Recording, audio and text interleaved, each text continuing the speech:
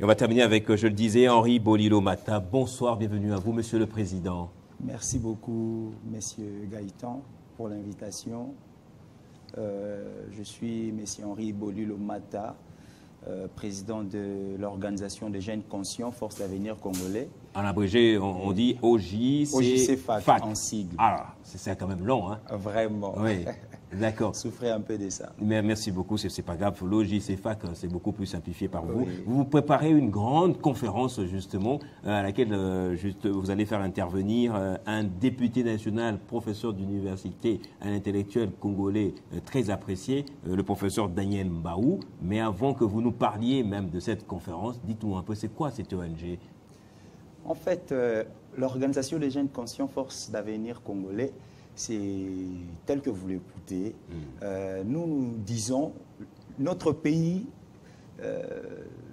est béni de toutes sortes de bénédictions terrestres. C'est-à-dire, le ciel est béni de toutes les bénédictions célestes. Nous sommes bénis de toutes les bénédictions terrestres.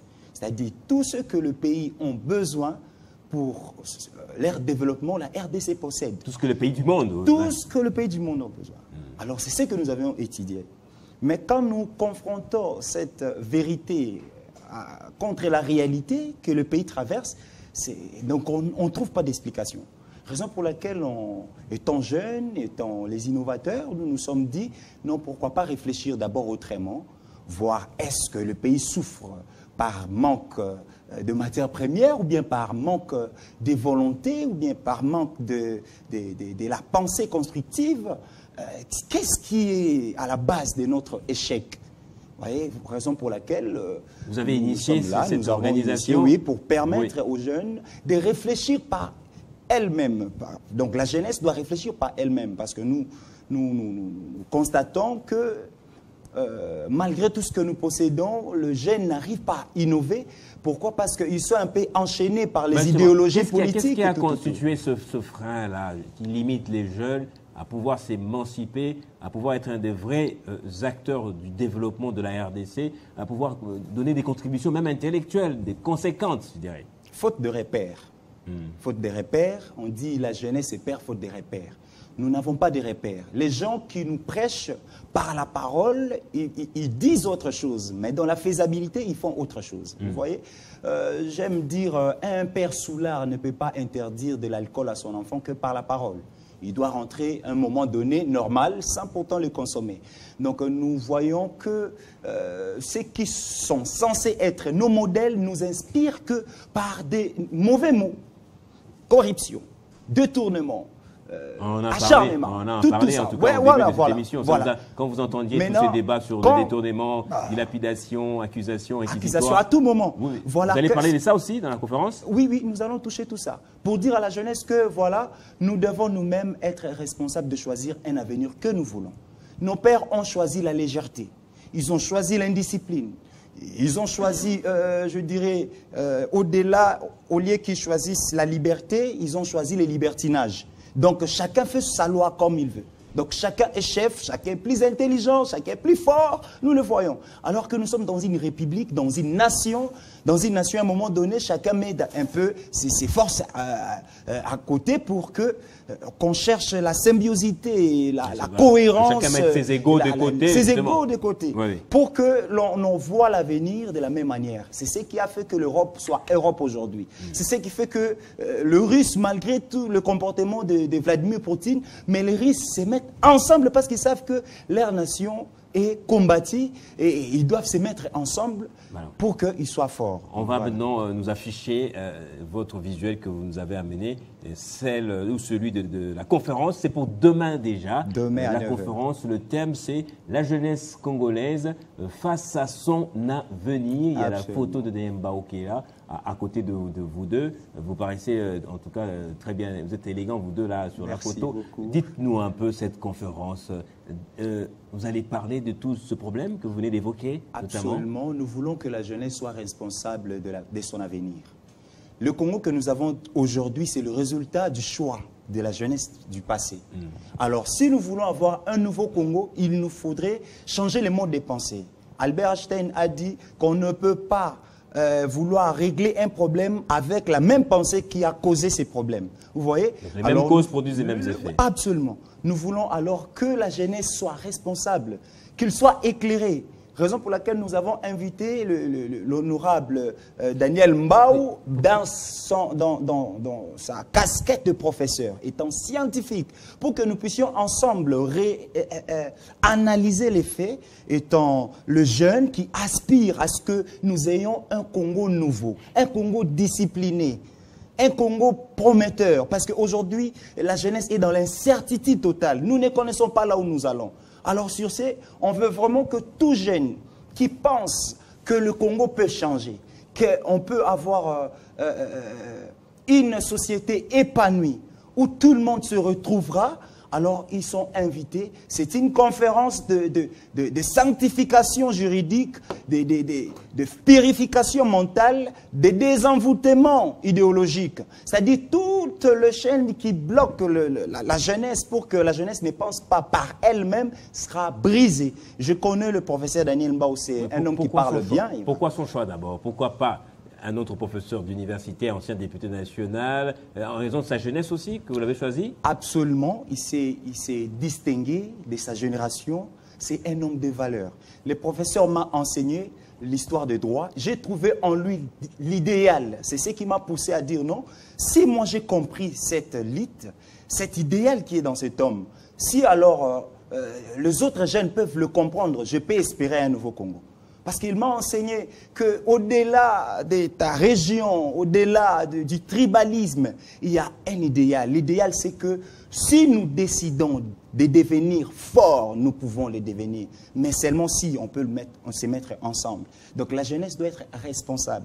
Avant tout, il faut qu'il y ait une préparation. Si la jeunesse n'est pas préparée par des conférences comme celle-ci, alors elle n'aura pas à choisir un bon avenir. Voilà. Alors, ce sera donc demain dans la salle polyvalente de Africana Palace. Nous sommes précisément au rond-point Willery dans la commune de Lingoala. Et ça commence, c'est matinal, ça à commence, 9h déjà. Ça commence à 9h. Je dis même à ce jeune-là, si tu n'as pas de transport, fais les pieds, viens.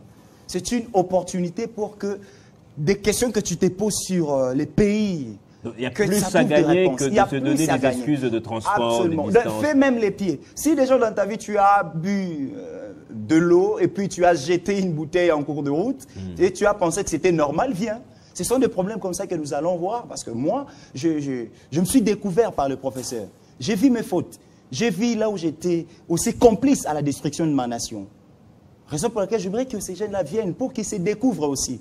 Comme ça, ça peut nous permettre de dire que non, voilà, le mal est ici, moi je choisis les biens. Si les jeunes sont toujours dans le mal, ils ne sauront pas faire le choix. Ils vont voir que le mal, c'est les biens. Vous en parlez avec beaucoup de passion, comme s'il s'agissait d'un grand culte avec le nouveau pape. Là. Je sais que le professeur va nous faire transcender. Oui, oui, c'est un homme de parole, c'est un homme au-delà de mots, au-delà que nous serons subjugués par ses expressions, mais il y a un idéal. Je suis sûr qu'aucun jeune qui mettra ses pieds là-bas sortira main bredouille.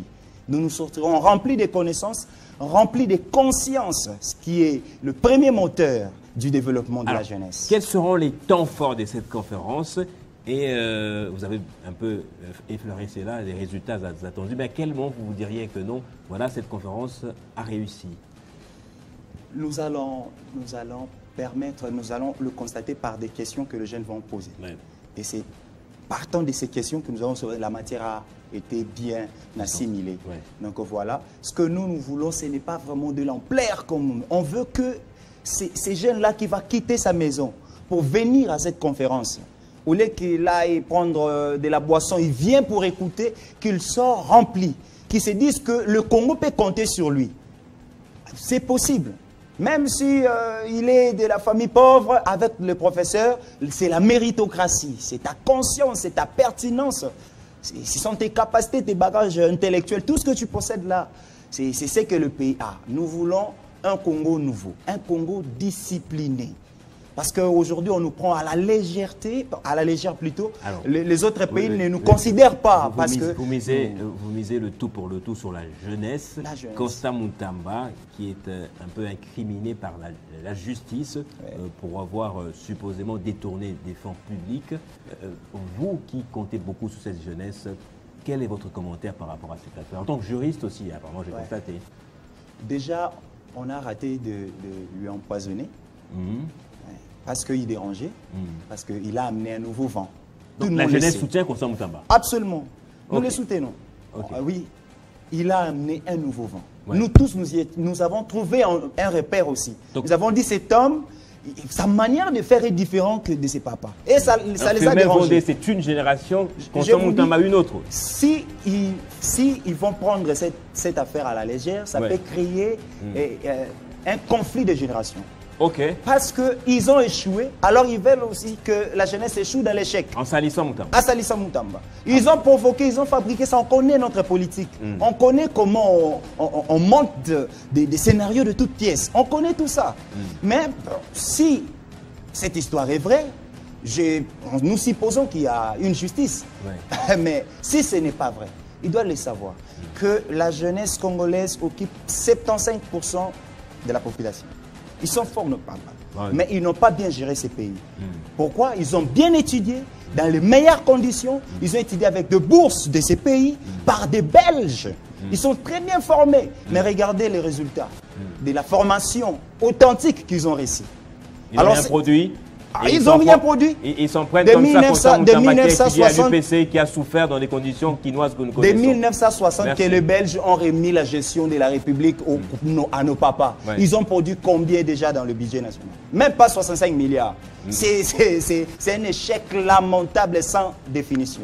Alors il doit laisser tranquille Maître Constant Moutamba. La jeunesse, nous te soutenons, Monsieur le ministre Mineta. Tu es pour nous un idéal, peu importe, on connaît comment ça se passe. Merci beaucoup à vous d'être passé. Henri Bolilo Matin, en tout cas, merci pour toutes ces précisions. Et bonne chance pour votre conférence. Merci à vous aussi de nous avoir suivis. Dans quelques minutes, une minute pratiquement, ce sera le journal avec Bédrine Kenge spécialement pour ce vendredi. Au revoir, ciao chez vous.